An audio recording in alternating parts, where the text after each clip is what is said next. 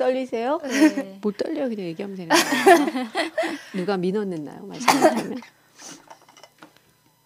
저희 모든 사람이 다 처음이어가지고. 그래요? 네.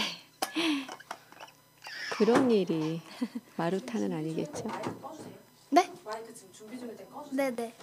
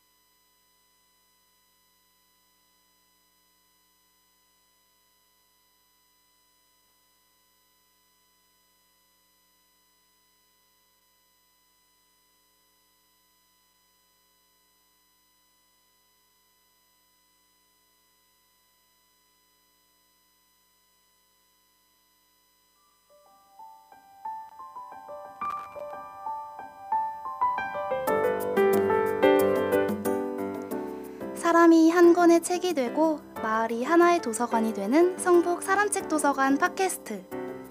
마을에서 활동하는 우리들의 이야기를 통해 세상을 바라보는 편견과 고정관념을 깨트리고 서로의 경험을 통해 지식을 공유하는 시간으로 채워갑니다.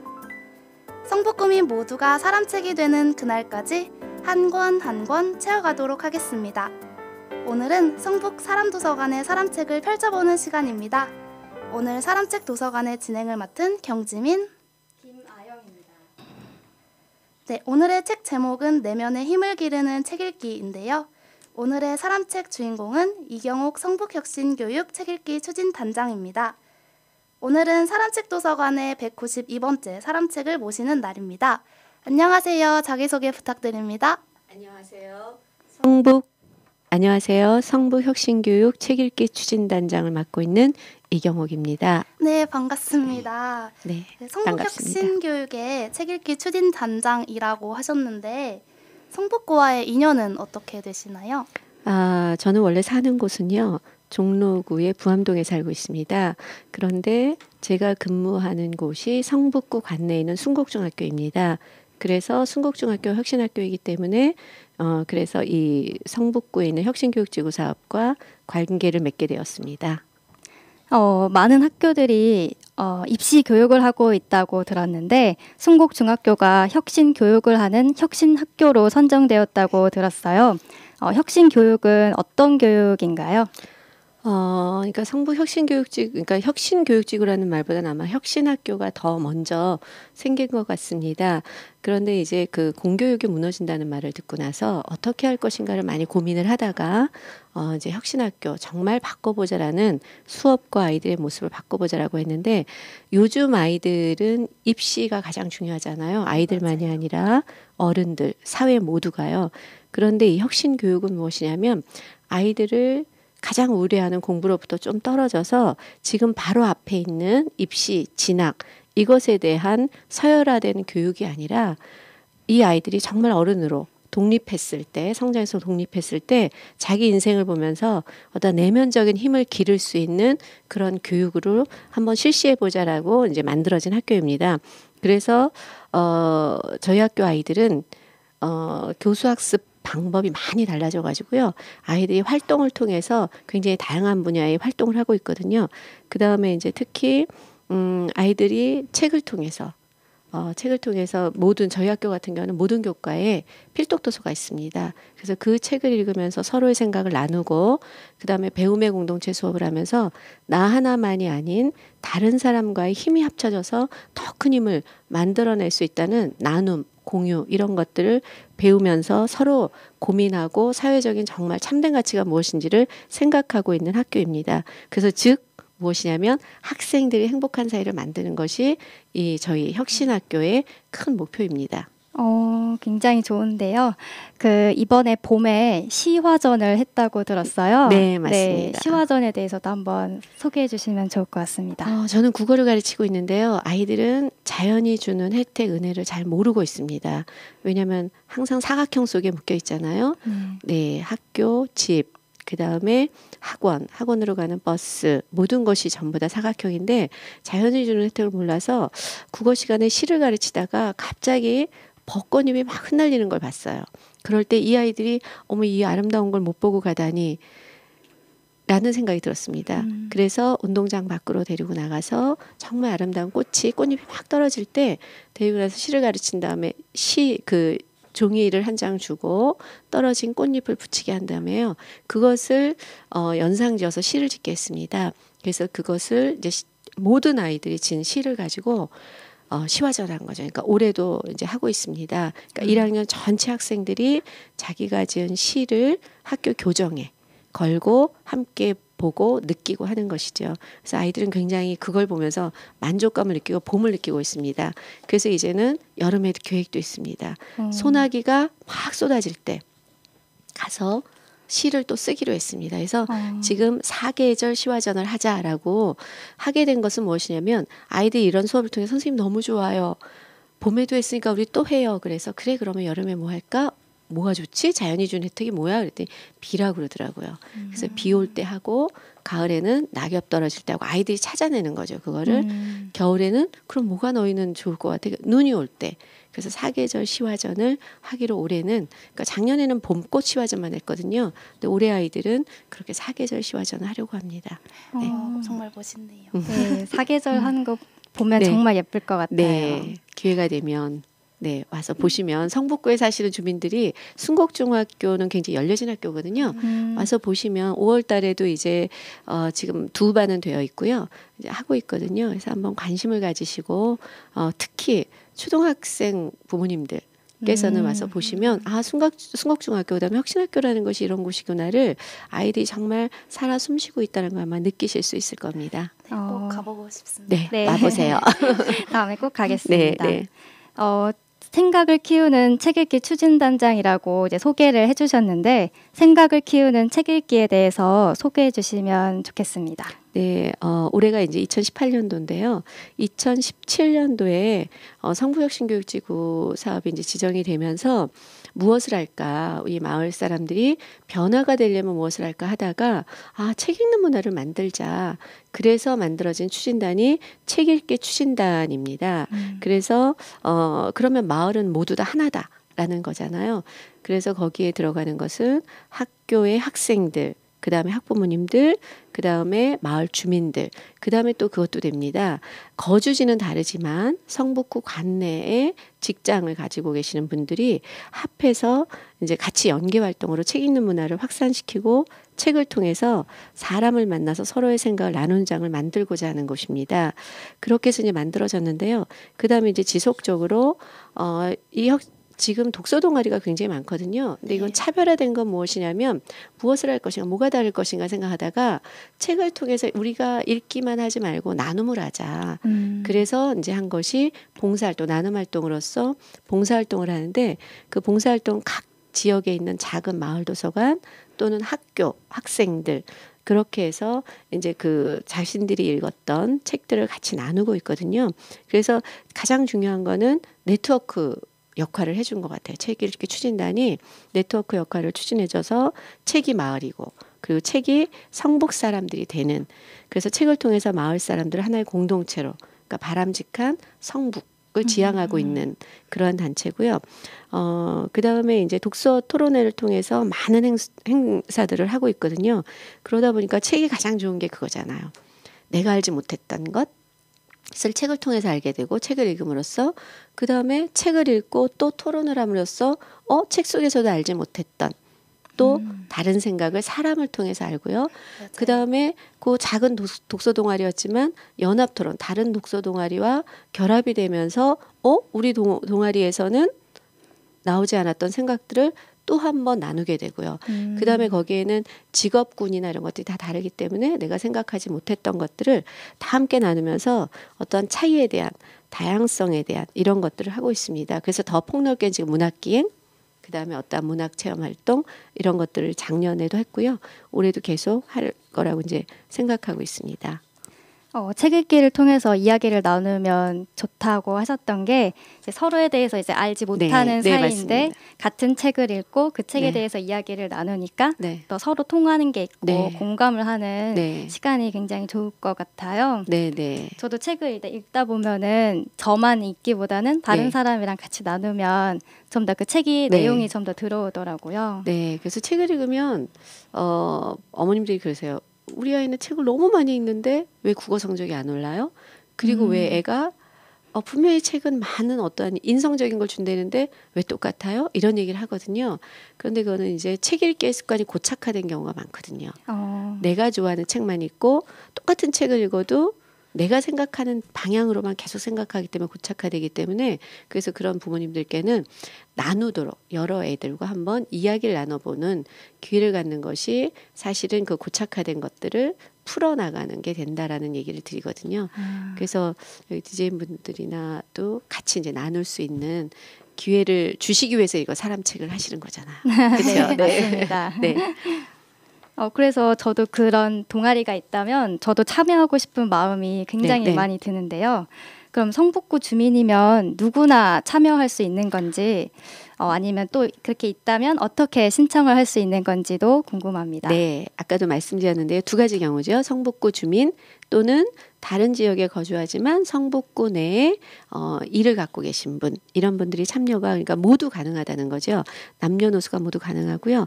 그다음에 이제 신청 방법은 이미 이제 책 읽기 추진단은 끝났는데요. 성북구 홈페이지에 가면 굉장히 다양한 정보들이 제공이 되어 있습니다. 그래서 거기에 공지사항란을 보면요.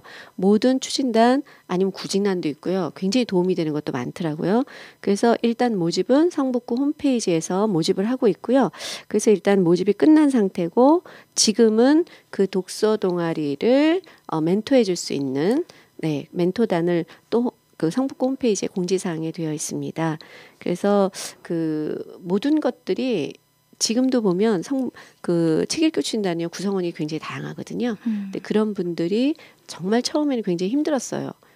차이 때문에 의견을 모으기가. 근데 올해는 이제 2년, 제 이제 3년, 이제 16년부터 했으니까 하다 보니까 서로의 이제는 다 서로를 아는 거죠. 네, 그렇게 되어 있습니다. 네. 근데 이제 보통은 많은 사람들이 책을 읽고 내면화하는 것에 그치잖아요. 네. 근데 이제 다양한 세대를 아울러서 이렇게 감정도 공유하고 이런 배운 것들에 대해서 공유하는 게 참 의미가 있을 것 같은데 선생님께서는 학창 시절에 이런 문학 기행을 다녀오셨다거나 독서 동아리를 해보신 경험이 있으신지 궁금해요. 저희 때는요. 제가 사실은 굉장히 오래전에 학교를 다녔거든요. 근데 저희 때는 독서 동아리가 없었고요. 교지 편집반이 있었습니다. 예, 그래서 이제 교지를 편집하면서 사실은 거기에 문학 기행, 이게 여행문이요. 지금 그런 걸 쓰게 되어 있는데 가지를 못하는 거죠. 왜냐하면 예전에는 학생들을 데리고 선생님들이 가는 거는 수학여행밖에 없었죠. 그래서 저는 사실은 독서 동아리라는 것도 없었고 그 다음에 문학 기행을 간 적도 없었고 오로지 할 수 있었던 건 교지 편집반. 그 다음에 책을 읽고 아이들과 나누고 싶었는데 예전에는 고전 경시 대회라는 게 있었어요. 그래서 너무나 아이들과 책을 읽고 좀 나누고 싶고 그 다음에 예전에는 대회가 별로 없었기 때문에요. 책을 읽고자 하는 그 대회가 없었고요. 지금처럼 책이 흔하지 않았습니다. 그러니까 그 당시에는 부모님들께서 교과서만 공부하면 되지 이런 시대였고요. 아이들에 맞는 책이 이렇게 많지 않았습니다. 그래서 그 고전 경시 대회, 그 다음에 교지 편집반 이런 활동을 하면서 사실은 지금의 독서 동아리나 이런 것들이 맥을 잇지 않나. 근데 지금은 이제 교지 편집반은 거의 사라졌죠. 사라지고 지금 대체하고 있는 것들이 독서 동아리죠. 네. 아까 멘토단 모집이 아직 네. 남아있다고 네. 하셨는데 지금 이 방송을 듣고 계신 분들이 그걸 신청하면 굉장히 좋은 기회가 될 것 같은데요. 네. 그 멘토 활동자한테는 어떤 혜택도 있다고 들었어요. 네네. 그거를 설명해 주시면 네. 많은 분들이 신청할 것 네, 같습니다. 맞습니다. 그래서 멘토단의 역할이 무엇이냐면, 그러니까 저희가 고민했던 게 아까도 말씀드렸지만, 그냥 일반적인 독서 동아리와 혁신교육지구 사업에서 모집한 독서 동아리가 무엇이 다를까라고 이제 고민을 한 결과, 아까도 얘기했죠. 나눔과 봉사고 어떤 혁신교육의 취지. 그러니까는 모든 마을 주민이 행복한 그것을 하기 위한 거다라는 생각 때문에 그럼 어떻게 할까 하다가 그것을 약간 도와줄 수 있는 분들이 필요하겠다 해서 이제 멘토단을 모집하자. 그래서 다른 독서동아리 다른데 이 멘토단의 일단 자격은요. 일단 책 읽는 것을 굉장히 좋아하셔야 되고요. 그 다음에 책 읽기만 좋아하시는 것이 아니라 그 다른 독서 동아리를 좀 끌어가질 수 있는 나눔과 봉사나 이런 것들을 어떤 걸 주실 수 있는 그런 분들이거든요. 그래서 그런 것을 좀 해보고 싶다 하는 분들은 하시면 되는데 경제적인 이익도 있습니다. 네, 그래서 한 동아리당 지금 벌써 5월이니까 6월부터 시작하면 한 12월까지 15시간을 하는데요. 1시간당 5만 원을 드리고 있습니다. 그러니까는 15시간은 다 하면 75만 원의 이제 경제적인 이익도 생기시는 거죠. 예, 그래서 내가 책 읽는 걸 좋아해서 나누었더니 나한테 경제적인 이익도 있네 해서 책 읽기 추진단 하셨다가 독서 동아리 하셨다가 멘토를 하신 분이 계셔요.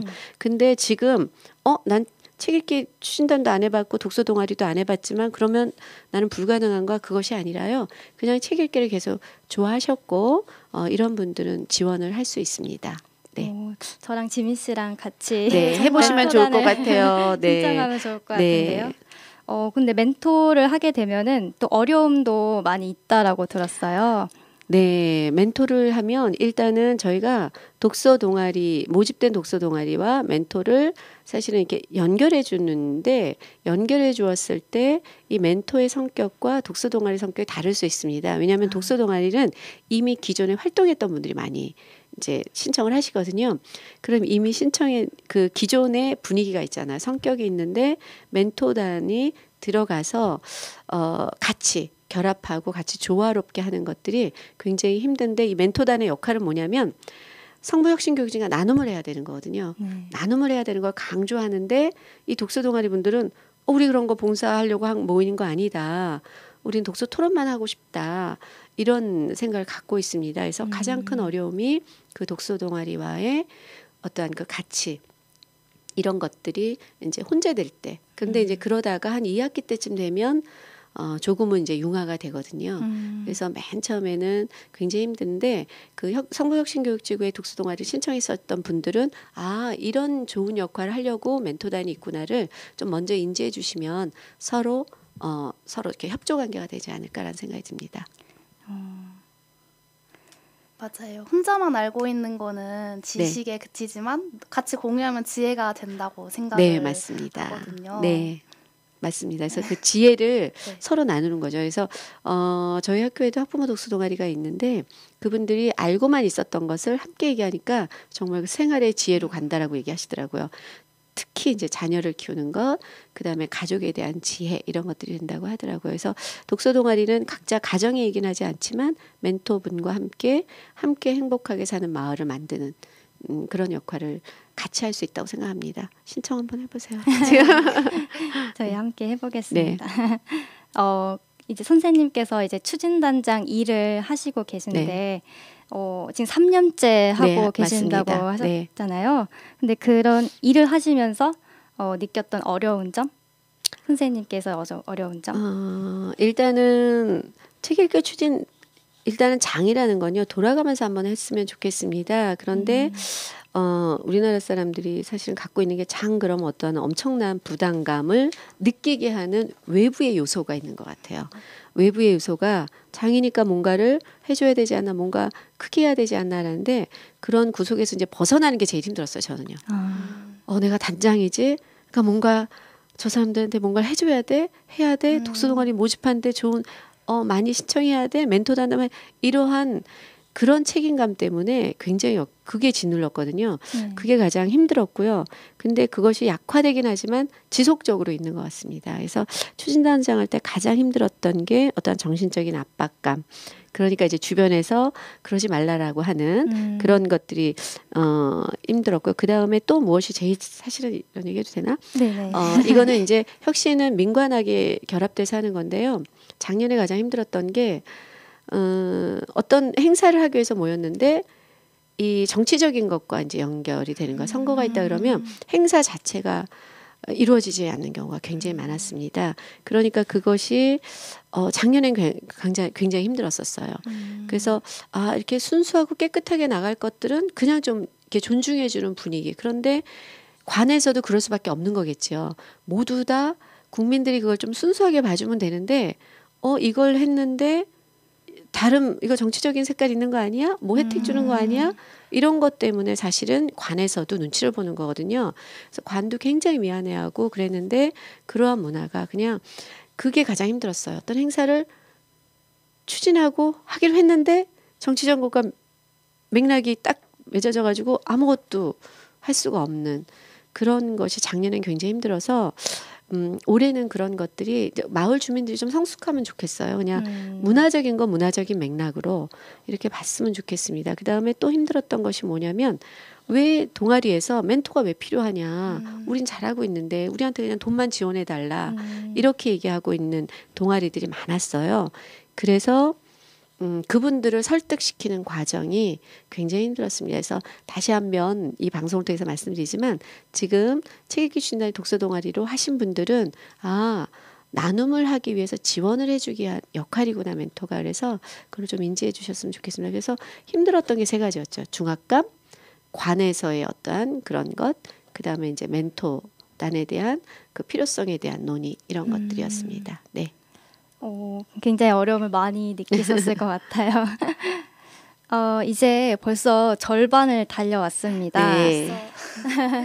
이제 추천해주고 싶으신 음악이 있다라고 들었는데 네. 어떤 곡인가요? 제가 대학 다녔을 때, 그다음에 제 아이를 키우고 있을 때, 그다음에 학교 교사로서 좀 아이들을 보면서 가르치는 아이들이 너무나 힘들었을 때 들었던 노래입니다. 그래서 위로를 받았던 건데 노래를 찾는 사람들 요새 약어로 쓰죠. 노차사가 불렀던 소라소라 푸르른 소라를 신청하고 싶습니다. 네, 알겠습니다. 네, 그러면 노차사의 소라소라 푸르른 소라 듣고 올게요. 네.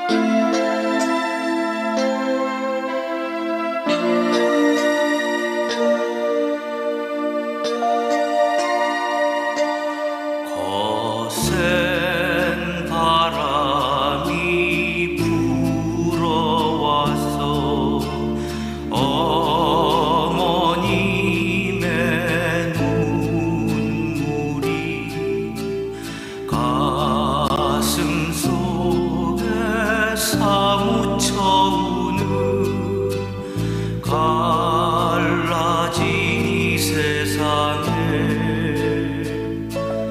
민주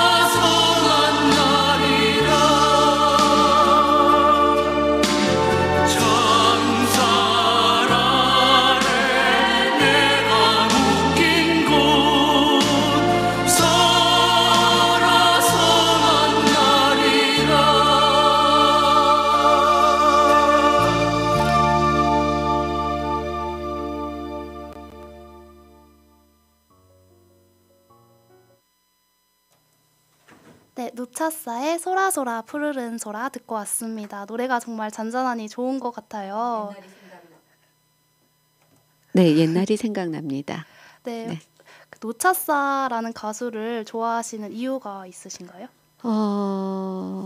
제가 사회운동할 때, 뭐 교육운동할 때, 이 노래를 들으면 다시 한번 다지게 되는 거죠. 그러니까 여기서 소라소라 푸르른 소라는 사실은 아이들이잖아요. 푸르른 새싹이고 지금 한창 희망을 갖고 있어야 될 사람들이고 이제 그래서 그 사람들이 희망을 잃지 않게 하려고 막 노력하다가 너무 힘드니까 놔야지, 끈을 놔야지 하다가 이 노래를 들으면 아니야 이런 다짐을 갖게 했던 노래고요.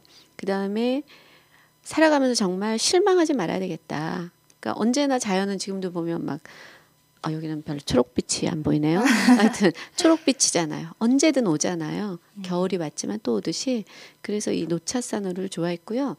그 다음에 제가 교사 되고 나서 아이들이 좀 행복했으면 좋겠다. 그때는 배움의 공동체 수업도 없고 그냥 강의식 수업이었거든요. 근데 담임을 할 때 아이들에게 뭔가 1년간 뭔가 그래도 아름다운 추억을 줘야지 해서 노래를 가르쳤어요. 사실은 예전에 기억하시나요? 예전엔 조회 시간 전에 아침 자율학습 시간 이런 게 있었어요. 네, 1시간 있었어요. 정도 있었잖아요. 근데 저는 아이들이 가만히 앉아서 공부하는 모습을 어느 날 봤는데 너무 우울한 거예요. 저도 막. 그래서 수업을 하기 전에 노래를 가르쳐주거나 그러니까 밝은 노래 그 자율학습 전에 가르쳐주고요. 조금 생각해 보아야 될 노래들은 자율학습 시간 끝나기 전에 하면서 한 달간 한 노래를 부르는 거예요. 그럴 때 불렀던 노래가 노차사 노래가 많았어요. 그래서 아이들과 그걸 부르면서 한 달 뒤에는 함께 이제 그걸 부르고요. 1년 딱 지나잖아요. 그럼 저희 학급 축제를 했었어요. 축제를 해가지고 지금은 모둠이라는 말이 있지만 옛날에 없었거든요. 없었는데 아이들이 그때 60명일 때니까 노래를 6개를 배웠다 그러면 6개를 부르는 거죠. 그래서 10명씩 짝을 지어라. 그래서 나중에는 학급 축제처럼 그래서 저희가 거기는 노차사였잖아요. 네. 그래서 우리가 뭐를 어떻게 정할까 그랬더니 노차 딱 이렇게 한다 그러더라고요. 자기는 그게 뭐냐 노래를 찾는 학생들 이렇게 해가지고 그래서 저희도 공연을 네, 그래서 저는 그때 노차사 공연이 그때 유튜브도 없고 막 이럴 때였거든요.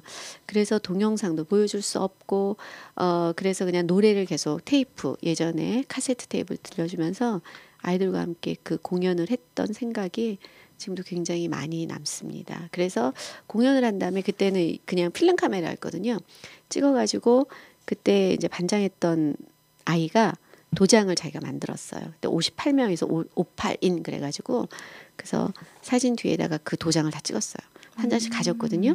지금도 갖고 있는 학생이 있는지 모르겠네요. 전 도장은 저한테 선물을 해서 갖고 있는데 그 기억이 굉장히 많이 남아서 그런 것 같아요.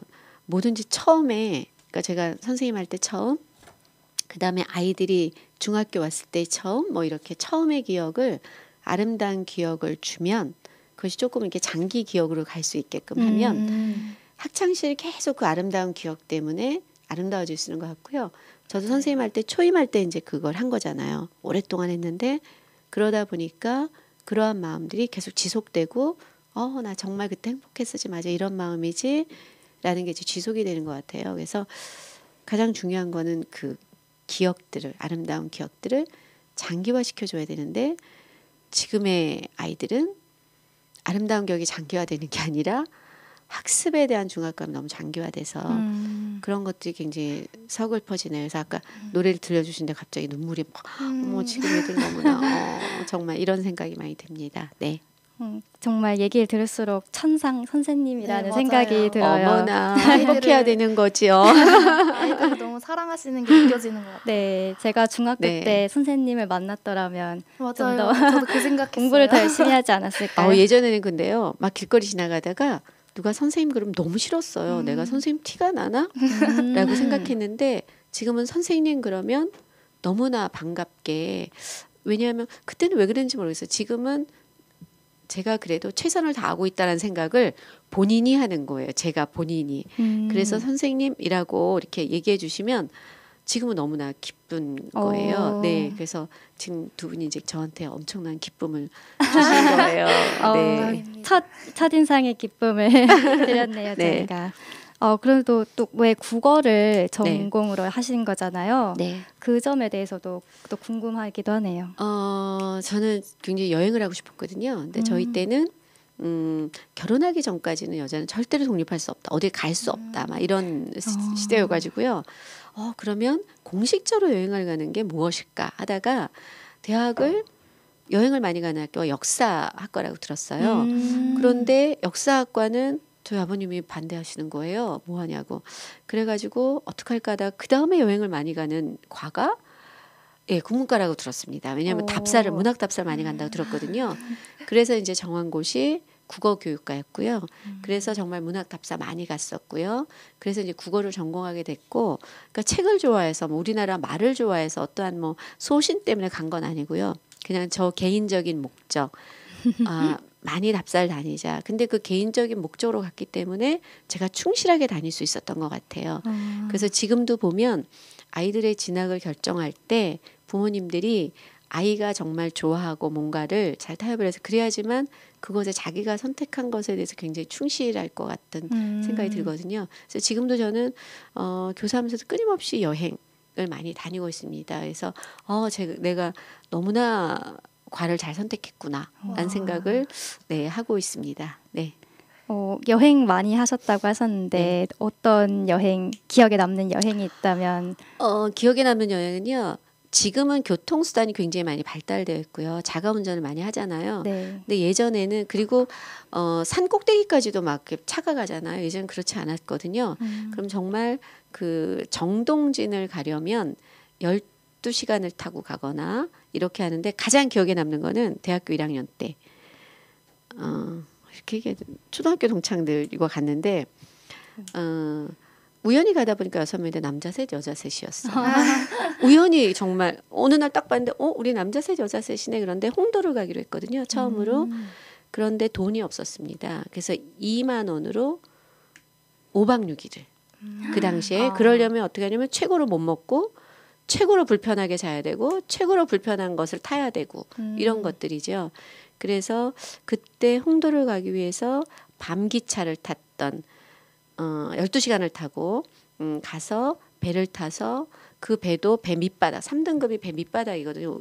이렇게 굴곡 있는 부분. 네네. 그러면 배를 타면 풍랑이 조금만 일면 이렇게 누워 있으면 다시 가운데로 몰려오고 이랬던 그래서 배멀미와 함께 했던 여행이 그래서 지금도 생각하면요 가장 고생을 했던 여행이 기억에 많이 남아요. 예, 그러니까 저희 아이들도 고생했던 건 기억이 남더라고요. 근데 좋은 호텔, 좋은 콘도대를 가서 했던 건 기억을 하나도 못 해요. 그래서 제가 보기에는 그래도 가장 고생을 많이 했던 여행이 기억에 남지 않나 생각합니다. 네. 그 선생님께서 아까 그 성북 혁신교육 책 읽기 단장을 3년째 하고 계시다고 하셨는데 3년째 하시게 된 원동력이 있을까요? 원동력이요? 맨 처음에 하게 된 건 우연히 하게 됐고요. 왜냐하면 제가 순곡중학교에 왔는데 거기에 이제 교육희망 네트워크의 단장님이 계셨습니다. 근데 그분이 저를 딱 보시더니만 아니 혁신학교였는데 왜 혁신지구 사업을 안 하시나요? 그래서 이제 중간도 아니야 거의 처음에 이제 조직대 때 들어가서 교사라는 이유 때문에 단장을 이렇게 시키시더라고요. 그래서 그냥 근데 교사라고 하면요 굉장히 한 중압감이 있어요. 뭔가 시키면 해야 될 것 같고 못한다고 하면 아니 교사가 불성실한 거 이런 거가 또 제가 시달려요. 모든 교사가 그렇진 않겠지만 그래서 뭔가를 요구를 했을 때 거절을 못합니다. 이게 교사의 또 이런 거죠. 그래서 알겠다고 1년만 하면 되겠죠 하고서는 했는데 그 다음에 이제 17년에도 제가 잘했다는 생각은 안 들고 또 이제 하여튼 하게 됐습니다. 그러다가 이제 18년에도 2년째 이어지는 사업이거든요. 17년과 18년이. 그러니까 이어지는 사업이니까 했으면 좋겠다라고 했는데 원동력은 뭐냐면요. 책 읽기 추진단에 계신 추진단원분들입니다. 너무나 정말로 저보다 더 훌륭하십니다. 그래서 모든 행사를 하실 때마다 계획도 먼저 하시고 그다음에 봉사도 먼저 하시고 그다음에 아이디어도 제공하시고 그러니까 저는 그냥 뒤에서만 이렇게 있고 저는 관과 얘기만 하고 그 나머지를 전부 다 채워주시는 분들이 추진단원 분들이세요. 그래서 이분들이 없었으면 절대로 또 할 수 없는, 그래서 추진하는 분들이 항상 맑고 순수하고 그다음에 어떤 어려움이 있어도 같이 해결해 나가려고 하고 저를 뭐라고 하지 않고 어려움을 알고 같이. 그래서 작년에도 그 인문학 소통 파티 할 때 그 잠자는 책 깨우기를 하거든요. 그럴 때 감동을 받았던 게 뭐냐면 성북구에서도 새 책을 많이 사갖고 오세요. 그리고 성북구 주민들은 교환하고 싶은 헌책을 갖고 오시는데 저는 이 추진단원분들에게 먼저 우선권을 주고 싶었어요. 사실은 이 교환하는 걸요. 그랬더니만 추진단원분들께서 그러면 안 되죠, 단장님. 저희는 행사를 주관하는데 저희가 먼저 그렇게 선점하면 안 됩니다. 저희는 나중에 다 마을 주민들이 선택한 다음에 하겠습니다. 이렇게 얘기하시는 거예요. 그래서 어머나 제가 너무 속물이었구나. 그러고 있다가 또 이제 책이 굉장히 남았거든요. 남아서 제가 이제 추진단분들한테 한 두세 권 좀 이렇게 왜냐하면 굉장히 힘들게 일하셨거든요. 사실은 그러고 싶었는데 또 추진단분들 아닙니다. 이 책을 필요로 한 작은 도서관 이런 곳에 줄 수 있었으면 좋겠습니다라고 얘기를 하시는 걸 보고 아 저것이 정말 원동력이다. 저를 키우는 또 그래서 계속 할 수 있었던 것 같아요. 제가 배울 수 있었기 때문에. 그래서 지금 다시 한번 말씀드립니다. 책 읽기 추진단원분들에게 정말 진심으로 감사드립니다. 올해도 많은 즐거운 추억을 만들었으면 좋겠습니다. 그 추진단원 분들의 원동력은 추진단장님이 아닐까 싶네요. 아닙니다. 그래서 이 추진단장 일을 하시면서 더 이런 단원들의 어떤 봉사적인 마음 네. 그런 것들 덕분에 더 좋은 점들도 이제 많으셨을 것 같아요. 네, 네. 그러면 이제 가장 인상 깊었던 그런 에피소드, 보람되었던 기억 같은 게 있으시면 네.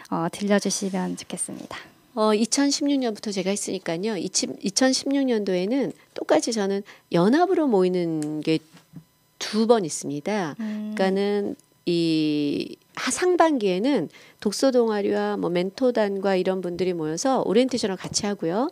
그 다음에 이제 하반기에는 그 연합 토론을 하거든요. 할 때 잠자는 책 키우기도 하고 그 작가의 대화도 하는데 2016년도에는 무엇이 가장 인상이 깊었냐면 12월에 했거든요. 그래서 그 여기 평생학습관을 빌려서 하는데 어떻게 그 오는 사람들한테 축제 분위기를 좀 만들어주고 싶었던 거예요. 그랬더니 이제 추진하는 분들이 막 아이디어를 내가지고 책으로 트리를 만들자. 헌책으로. 와우. 그런 아이디어를 내시는 거예요. 좋다고. 그럼 헌책으로 우리가 추리를 만듭시다. 그럼 어떻게 할까? 책을 어떻게 모을까요? 그래가지고 각자 모아봅시다 해서 저는 그때가 이제 아이들이 3학년 애들은 다 끝날 때잖아요. 네네. 헌책을 막 버리는 게 있었어요. 그걸 제가 막 모아가지고 그걸 막 푸대로 갖고 왔었고요. 추진단원 분들도 헌책을 갖고 와서 같이 모여가지고 정말 장시간 책으로 트리를 만들어서 그 장시를 했거든요. 그러니까 모든 분들이 어머나 책으로도 트리를 만들 수 있네요. 그래서 그 성북구청에서도 마지막 축제할 때 그걸 또 똑같이 가져가서 거기서 또 책 트리를 만들었고요. 그 다음에 2017년도에는 조금 달리 해보자 해서 연합 토론을 어떻게 했었냐면 사실 성북 한 책 읽기로 토론은 다 했거든요. 근데 2016년도에는 성북 한 책 읽기로 또 연합 토론을 했더니만 2번이나 하는 거기 때문에 별로 실효성이 없다. 그래서 2017년도에는 성북 한 책 읽기가 아니고 우리가 그때 성북 혁신 지구의 가장 그 화두가 뭐였냐면 행복이었거든요. 그럼 이 행복 가지고 우리가 연합 토론을 해보자 그래서 우리도 행복할 수 있을까라는 오연호 작가님이 쓰신 그 책을 모든 독서 동아리가 읽게 하는 거예요. 읽게 하고 그날 모여서 그 토론을 하기 이전에 오연호 작가님에 대한 그 강의를 듣고요. 강연을 듣고 질문도 하고 그러면서 그 다음에 이제 서로 이렇게 모여가지고 우리도 행복할 수 있을까라는 것을 토론을 하고요. 그 이전 또 영화를 봤습니다. 아리랑 여기 시내센터에서 그때 유럽 단편 영화제가 제목이 행복이었거든요. 그래서 그 중에 그 또 여기 아리랑 시내센터에서 다 무료로 제공해 주셨어요. 좋은 사업이라고. 그래서 그 중에 그 5편 중에 추진단원들이 또 다 보고 한 편을 선정한 거죠. 그래서 그 한 편도 같이 감상하고 오연호 작가님의 강연도 듣고 그 다음에 토론을 하고 그 다음에 나중에 발표를 하고 그래서 그때 참석했던 분들이요 너무 좋았다고 그래서 이 맥이 좋았던 것 같아요. 흐름이 영화 보고 행복에 관련된 영화 그다음에 작가님의 강연, 토론을 통한 거, 그다음에 발표 이렇게 하나로 이어지게 한 것들이 사실은 추진단원 분들이거든요. 그래서 그때 그 행사가 정말 좋았습니다. 근데 에피소드라고 하니까 불행한 에피소드 있었지만 그날 왜냐면 장시간 하는 거였거든요. 9시 반부터 3시까지 하는 거였는데 그때 아까도 말씀드렸지만 관이 힘들었던 게 그거죠. 샌드위치를 주기로 했는데 왜냐면 오랜 시간 하잖아요. 토요일 날 잡아서 하는데 네. 아무것도 못 사준다는 거예요. 선거 때문에. 그래서 저희가 선거 때문에. 너무 힘들었습니다. 그게 너무 힘들어가지고요. 그거를 이제 이거를 진행을 해야 되는데 먹을 걸 어떻게 하지? 추진단원들이 저희가 그럼 돈 모아서 살까요? 막 이런 얘기까지. 그래서 이 추진단원 분들은 주머니 속에 있는 내 돈까지도 다 내줄 수 있는 의미 있는 일이라면 그래서 그거는 이제 아주 불운한 에피소드였고요. 그러면서도 많은 사람들이 이제 그리고 또 그때 오연호 선생님한테 어떤 분이 이제 질문하셨어요. 그럼 오연호 선생님은 지금 행복하시냐고. 그 질문이 정말 큰 핵심 질문이었는데 저도 굉장히 궁금했거든요. 근데 저 같으면 네 행복합니다라고 할 것 같아요. 근데 오연호 작가님은 다른 얘기를 하셨어요. 그러니까 당신이 갖고 있는 그러니까 운영해야 될 학교도 있고요. 그분이 학교도 있고 또 재단도 있는데 그분들의 월급을 주는 걸 고민하느라고 자기는 불행합니다라고 얘기를 하시더라고요. 그래서 저 작가님 정말 훌륭하시다라는 생각이 들었습니다. 그래서 그러한 보람이 있었던 네. 말씀드립니다. 저는 그 토론이나 발표에서 또 어떤 이야기가 오고 갔는지가 궁금하거든요. 네. 거기서 이제 오고 간 거는 뭐냐면 이제 같은 이제 모든 분이 발표를 했는데 우리가 함께 행복해지는 것이 무엇인가를 찾아내더라고요. 그런데 가장 모순은 뭐냐면요. 토론하거나 발표할 때는 이론적으로 굉장히 바람직한 것들을 얘기해요. 맞아요. 함께 행복하려면 이렇게 해야 됩니다라는 얘기가 나와요. 그게 다 느껴요. 그러다가 내 개인의 삶으로 다 갔을 때는 그것이 실현되기가 굉장히 힘들다라는 그런 반성들을 많이 했어요. 그런 얘기들을 쭉 얘기를 하면서 거의 이제 비슷한 내용이었는데 그런 것들이었죠. 그러면서 그 사실 오연호 작가님의 쓴 그 책은 우리나라 상황은 아니잖아요. 그래서 또 나왔던 게 뭐냐면 왜 우리나라는 저렇게 될 수 없을까. 근데 사실은 그 덴마크라는 건 하나의 그 자기네 나라가 그 뭐 우리도 행복할 수 있는 체계가 그러니까 우리나라도 그 큰 핵심이 뭘까? 그 하나가 있다면 교육도 그렇게 되지 않을까라는 얘기하는 분도 계시고 답답하다. 우리나라는 왜 그렇게 못? 우리는 왜 저희 책을 읽으면서 남의 행복을만 우리가 느껴야 되는가? 라는 것들 굉장히 인상이 남았습니다. 근데 풀리지 않는 문제들 같아서요. 굉장히 가슴이 먹먹하기도 하고 그랬었습니다. 네. 선생님으로서 이렇게 아이들한테 행복한 사회를 만들고 싶다 이런 말씀 해주셨는데 요즘 아이들이 왜 불행할까라는 고민을 또 굉장히 사적으로도 많이 하실 것 같아요. 그 점에 대해서 좀 다 아시겠지만 아이들이 가장 불행하다고 생각하는 게 무엇입니까? 대학. 네, 입시. 맞아요. 네네. 그러니까 입시, 그 다음에 작게 나가서는 공부에 지금 학업입니다. 그런데 과연 반에서 1, 2, 3등 막 이건 정해져 있잖아요. 그래서 사회에서 정말 공부를 잘하는 사람들은 몇 사람만 사실은 있는데 다수가 너무 공부 때문에 서열화로 자기의 인생이 결정된다고 생각하는 거예요, 아이들이요. 근데 그걸 누가 생각하나 하면 어른들인 거예요. 서열화가 행복을 좌우하나요? 아니요. 아니, 예, 지금 살아보니까 좀 안 그렇잖아요. 네. 저도 아니라는 생각이 들거든요. 얼마나 내 삶에 대해서 자존감을 갖느냐가 굉장히 중요한 것 같아요. 그런데 이렇게 애들 보면 정말 학업은 낮은데 굉장히 자존감이 높아요. 물어봐요. 그럼 뭘 물어보냐면 너희 엄마 아빠는 너한테 뭐라고 하셔? 그러면 그냥 믿는데요. 네가 그거 하니? 그럼 어머 너 너무 잘했어.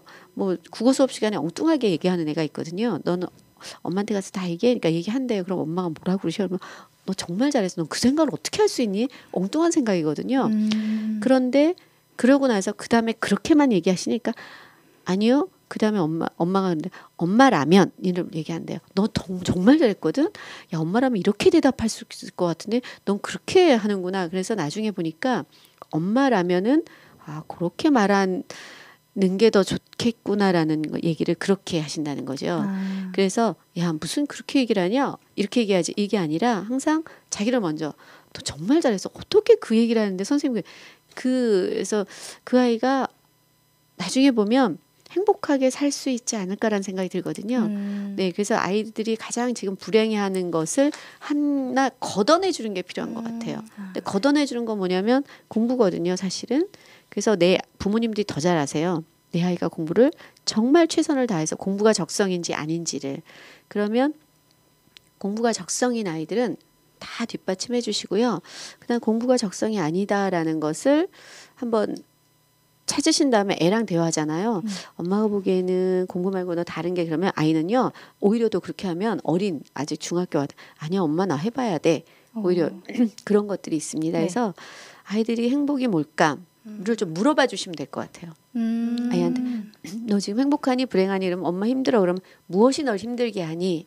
라고 하면 그럼 아이가 얘기하는 거를 아 그래 그럼 엄마가 무엇을 도와줄까 이렇게 해서 좀 대화로 풀어나가면 좋을 것 같아요. 그러면 아이가 엄마 나 공부가 힘들어 근데 무엇을 도와줄까 엄마가 도와줄 수 있는 게 없지 그럼 어떡하지 내가 해야지 그러면 그래 네가 할 수 있도록 엄마가 뭘 해줄까 그러면 아이가 아무 말을 못 하거든요. 그러면은 엄마는 그럼 아무 말 안 하고 있는 게 널 도와주는 이렇게 좀 아이와 대화를 해서 그럼 아이는 불행하다고는 안 느낄 것 같아요. 아 내가 힘든 걸 엄마가 알아주는구나 라는 생각이 든다면 네. 내 아이들이 힘들어하는 건 내가 힘든데요. 엄마는 뭐라고 얘기하냐면요.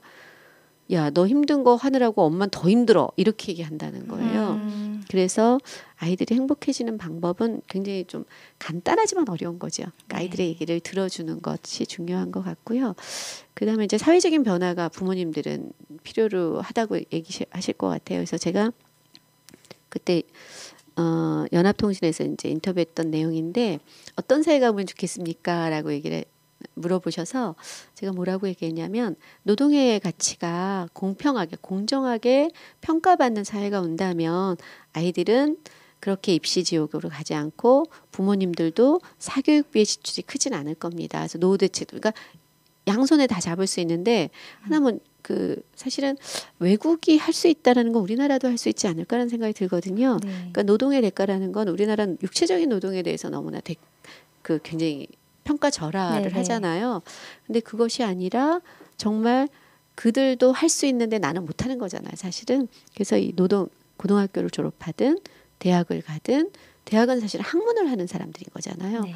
그래서 그 노동에 대한 대가가 정말 공정하게 이루어진다면 정말 공부하는 아이들만 대학을 진학하고 그다음에 부모님들도 그것에 대해서 노연할 수 있을 것 같습니다. 그래서 그런 사회가 빨리 우리가 함께 노력했으면 좋겠어요. 네. 네. 네, 그럼 마지막 질문 할까요, 아영 DJ? 아, 네. 네. 이 오늘 대화를 통해서 정말 책을 정말 사랑하시고 또 아이들을 정말 사랑하신다는 느낌이 드는데 지금의 삶을 만든 계기가 있다면 어떤 점이 있으셨는지. 책이요. 지금의 삶을 만든 계기가 된 책을 얘기 드리면 아주 오래된 책이긴 한데요.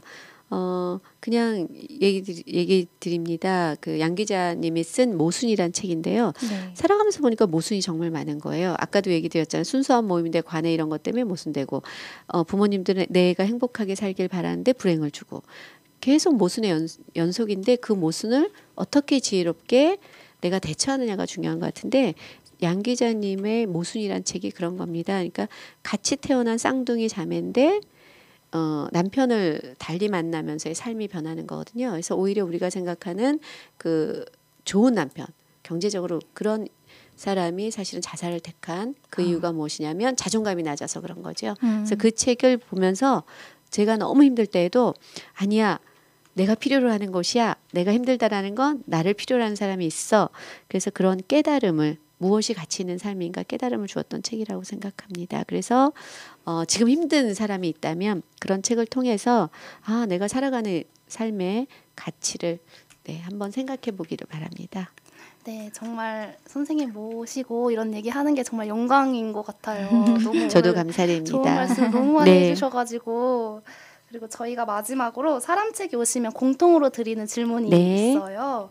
먼저 추천해 주시고 싶은 사람책이 있으시다면. 네, 좀 전에 이제 말씀드린 양 기자님이 쓴 모순이란 책을 추천해드리고 싶습니다. 그 다음에 여행 관련 책도요. 저는 이제 여행 관련 책을 뭐 특히 얘기하지 않지만 여행 관련 책을 읽다 보면 제가 직접 가지 않아도 마음에 힐링이 되더라고요. 보면은 그래서 여행 관련 책도 좀 추천해드리고 싶습니다. 네. 네, 그 이제 선생님 말고 또 다른 선생님을 또 추천해 주시고 싶다고 하셨어요. 사람책으로 나와주셨으면 좋겠다고. 네. 그 선생님도 한번 소개해 주시면 좋을 것 같아요. 저도 교사인데 저희 학교에서 제가 행복하게 교사 생활을 할 수 있게 해주는 최고의 분입니다. 와. 저희 학교 순곡중학교의 교장 선생님이시거든요.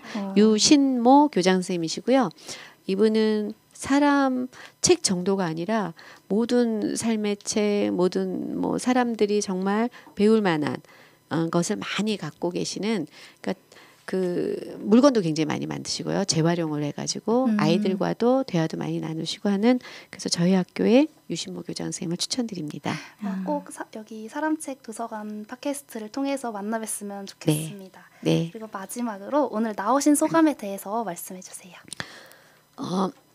일단 성북구 주민은 아니지만 성북구의 학교 교사로서 굉장히 행복감을 느낍니다. 성북구가요, 혁신교육지구 사업을 하다 보니까 정말 민관 학의 민주적인 협치가 굉장히 잘 되는 곳이더라고요. 그래서 저도 이것을 사실 수업 시간에 약간 변경하고 오늘 굉장히 바쁘게 왔는데, 그건 무엇이냐면 이것이 이 방송을 많이 들어서 정말 이분들이 성북이 얼마나 좋은 곳이구나를 함께 생각하기를 바라면서요. 그래서 첫 방송이라고 해서, 그리고 이게 아름다운 또 두 분과 만나서 너무 반갑고요. 저만이 아닌 마을 주민 모두 다 이렇게 계속 사람책으로 나와서 계속 이것이 10년, 20년 장기 프로그램으로 나갔으면 좋겠습니다. 네, 감사합니다. 감사합니다. 네, 오늘 정말 수고 많으셨습니다. 짧지 않은 시간 동안 많은 이야기를 들려주신 이경욱님께 다시 한번 감사의 말씀을 전해드립니다. 저도 감사드립니다.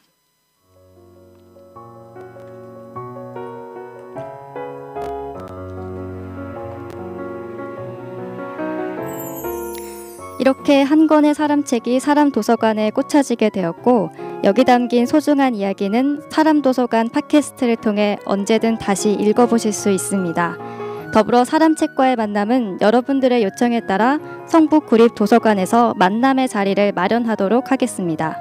듣고 계신 여러분들을 이 자리에 모시는 그날까지 성북 사람책도서관이 나아가겠습니다. 감사합니다. 이 팟캐스트는 성북구청, 성북문화재단 도서관본부, 성북마을 미디어 지원센터와 함께합니다.